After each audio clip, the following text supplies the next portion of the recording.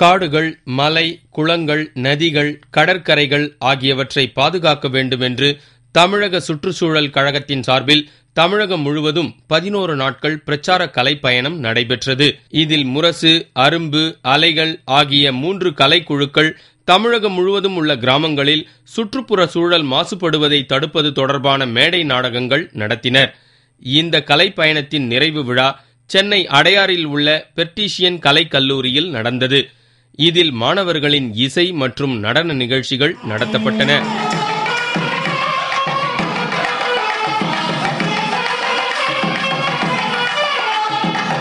தமிழகம் முழுவதும் 2 லட்சத்திற்கும் மேற்பட்ட மக்களிடம் இது தொடர்பாக விழிப்புணர்வு பிரச்சாரம் செய்ததாகவும், நீர் ஆதாரங்கள் பாதுகாப்புக்கென புதிய அமைச்சகம் அமைக்க கோரி தமிழக அரசை கேட்டுக் கொண்டிருப்பதாகவும் தமிழ்நாடு சுற்றுச்சூழல் கழகத்தின் மாநில அமைப்பாளர் அந்தோணிசாமி தெரிவித்தார்.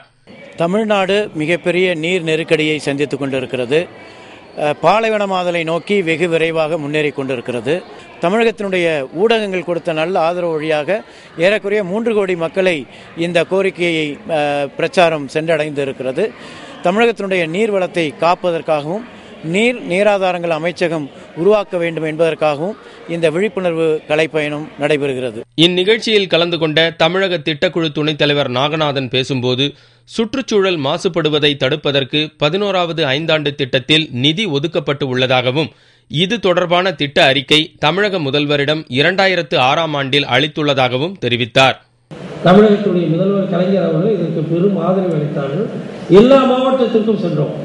எல்லா மாவட்டத்தில் இருக்கின்ற தொண்டு நிறுவனங்கள், எல்லா மாவட்டத்தில் இருக்கிற கல்வியாளர்கள், எல்லா மாவட்டத்தில் இருக்கிற விவசாயிகள், எல்லா மாவட்டத்தில் இருக்கின்ற நீர் ஆதாரம், நீர் பாசனத்தை தொடர்புடைய பிரதிநிதிகள் எல்லோரையும் சந்தித்து ஒரு கருத்தை கேட்டோம்.